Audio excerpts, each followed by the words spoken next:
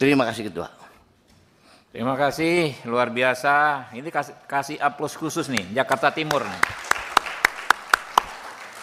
Berikutnya, PKS, Pak Nazir Jamil.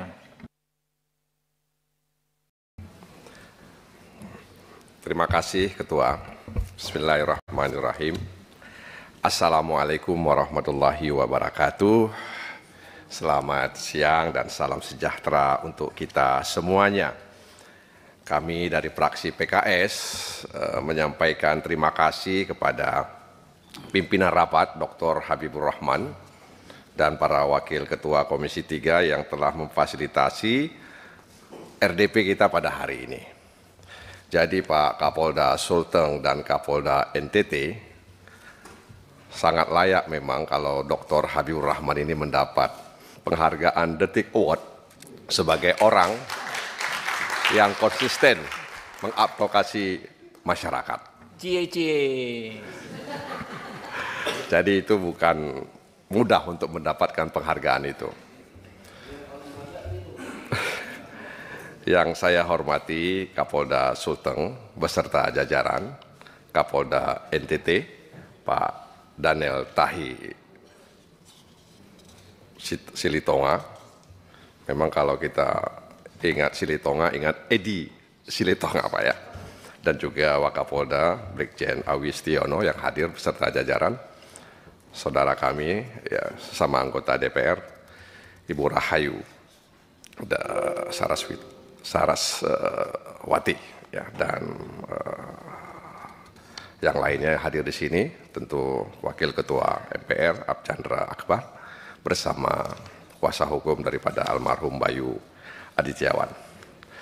Dari fraksi PKS telah mendengar, menyimak apa yang disampaikan oleh Kapolda Sulteng, memang sangat miris, sangat kita sayangkan bahwa almarhum itu justru mendapat perlakuan seperti itu di institusi yang seharusnya melindungi dirinya. Dia merenggang nyawa justru di satu tempat di mana seharusnya dia dijaga, dilindungi. Tapi justru yang terjadi sebaliknya. Nah karena itu ada beberapa hal ya. Tadi saudara kolega kami Pak Sarifudin Suding juga sudah menyampaikan. KDRT-nya itu enggak disampaikan bentuknya apa, ya, apakah pemukulan atau penganiayaan berat dan lain sebagainya, sehingga yang bersangkutan itu harus dibawa kemudian ditahan. Dan kemudian di tahanan dia mengalami perlakuan seperti itu. Lalu ada apa sebenarnya pelaku itu, ya, motifnya apa sehingga dia melakukan hal itu? Ada apa? Kan itu patut dicari sebenarnya.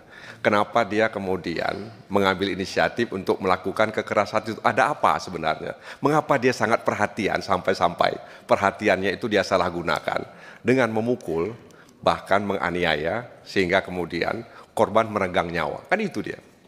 Ada apa sebenarnya? Nah itu yang kemudian tidak terungkap. Ya, ada apa sebenarnya? Apakah ada hubungan lain? Ya, sehingga dia begitu, ya, berinisiatif untuk melakukan itu. Ya. Oleh karena itu sekali lagi kepada pimpinan, barangkali perlu kita juga sampaikan agar aparat-aparat kepolisian yang ditugaskan di Tahti itu diberi bekal ilmu pengetahuan tentang bagaimana melayani tahanan. Selama ini terus terang saja mereka nggak punya itu. Ya, ilmu pengetahuan tentang tahanan. Kita kemarin mengesahkan undang-undang tentang pemasyarakatan. Kita kasih hak-hak tahanan. Apa hak-hak yang seharusnya dimiliki dan kemudian harus kita berikan kepada tahanan. Nah ini barangkali Pak Kapolda, ya perlu dipikirkan agar petugas-petugas kita, aparat kepolisian yang ditugaskan di Tahti itu diberi bekal bagaimana mereka melayani tahanan. Kalau sudah dikasih bekal, ya pengetahuan tentang melayani tahanan, memperlaku tahanan, lalu masih juga terjadi seperti itu bukan hanya dibina, tapi juga perlu dibinasakan. Ya. Nah, oleh karena itu ini barangkali catatan kami ya terkait dengan peristiwa itu, dan tentu kami sangat prihatin, menyayangkan, turut berduka atas apa yang dialami oleh almarhum ya Bayu, dan kita mendoakan agar yang bersangkutan ya diampuni segala dosa-dosanya. Oleh karena itu Pak Kapolda Sulteng, mudah-mudahan ini bisa ya memberikan pelajaran agar anggota-anggota kepolisian yang ditempatkan di situ bisa mendapatkan bekal pengetahuan mereka tentang bagaimana melayani tahanan. Yang kedua, ini untuk NTT ya. Kita barangkali masih ingat bagaimana Pak Kapolri, Pak Sigit pernah mengatakan bahwa ikan busuk itu berasal dari kepala. Ya, dan itu kemudian kalimat yang sama disampaikan oleh Pak Prabowo Subianto ketika beliau berpidato setelah pelantikannya di sidang MPR beberapa waktu yang lalu, tepatnya 1 Oktober 2024, bahwa ikan busuk itu berasal dari kepala. Nah, karena itu ya, kalau kemudian ya seperti yang pernah disampaikan oleh beberapa rekan sebelumnya ya, bahwa saudara Rudi ini adalah orang yang ingin ya membongkar praktek-praktek penimbunan ya bahan bakar ya, dan ingin memberantas itu di bumi NTT, maka ini patut kita dukung karena dia adalah merah putih. Tapi kalau sebaliknya, maka tentu yang bersangkutan juga harus mengalami hal sama. Sebenarnya ini bukan cerita baru, ya. Soal oknum-oknum backing ini bukan cerita baru. Saya juga didatangi, ya, dilaporkan seorang bribka, ya, berinisial RY di Polda tertentu. Saya nggak sebutkan di sini, bahwa dia bersama Kapolseknya menggerebek gudang mafia minyak solar bersubsidi yang diangkut menggunakan mobil tangki Pertamina. Ya. Setelah Kapolseknya pindah, dia dikerjain. Ya. Lalu dia melaporkan kepada saya bahwa saya sudah difitnah, dianiaya, dipukul sampai lebam, kemudian dia di-sel, di penjara seorang diri selama 30 hari, dan kemudian di PTDH-kan. Tanpa ada bukti dan semua pasal yang disangkakannya kepada dia telah kadaluarsa. Saya bilang, Anda mau melaporkan silahkan, itu hak Anda kepada institusi DPR. Lalu saya sampaikan kepada Kapoldanya, saya teruskan semuanya kepada Kapoldanya. Lalu saya ingatkan Kapoldanya, tolong diatensi. Terakhir saya telepon Kapoldanya, Kapolda mengatakan kami sedang melakukan investigasi. Sebab ini adalah peristiwa yang kalau tidak dikelola dengan baik akan menggerus kepercayaan ya kepolisian di mata masyarakat. Jadi kita yang di atas ini berusaha agar institusi-institusi penegak hukum mendapat kembali kepercayaan oleh masyarakat. Karena kita sudah tahu bahwa pepatah mengatakan gara-gara nila setitik rusak susu sebelanga. Jadi bagaimana kemudian upaya untuk mengembalikan kepercayaan masyarakat itu kita jaga bersama. Jadi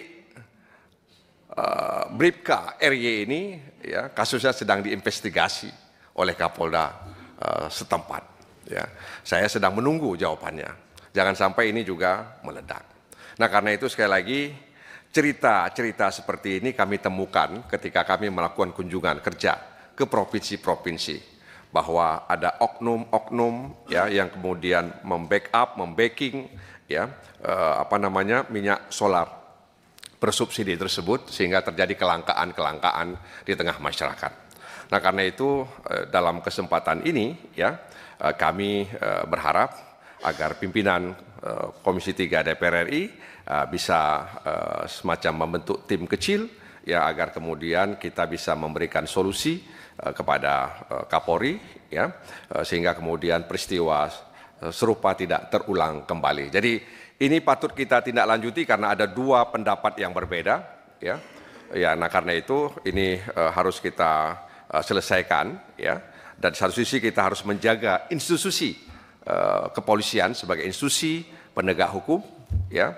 Di satu sisi kita juga harus menjaga anggota-anggota kepolisian yang ingin ya ingin menegakkan aturan yang ada di institusi kepolisian tersebut. Kami memberikan dukungan ya kepada semuanya, Kapolda Sulteng, Kapolda NTT, dan juga Mbak Rahayu ya beserta jajaran, dan terutama kepada Saudara Rudi Soik ya, yang sudah sangat patriotis ya untuk melakukan hal ini. Jadi Pak Beni Kaharman tadi sudah menjelaskan dan sudah selesai sebenarnya ya. Oleh karena itu sekali lagi Saudara Rudi, Anda tetap sabar, Anda tetap kuat ya menjalani ini. Inilah resiko sebuah perjuangan dan saya pikir kita menyadari hal itu. Billahi taufiq wal hidayah. Wassalamualaikum warahmatullahi wabarakatuh. Waalaikumsalam warahmatullahi wabarakatuh. Sebelum kita putar lagi ke anggota, mungkin dari meja pimpinan ya, Pak Rano. Setelah itu kita putar lagi anggota. Kalau boleh nih rekan-rekan disepakati, kita dahulukan dulu perempuan. Nih ada 2 Sri Kandi kita, 3 atau 2 yang hadir hari ini, ya kan? Kalau boleh ya. Nah berikutnya kita putar lagi. Pokoknya prinsipnya siapa mau bicara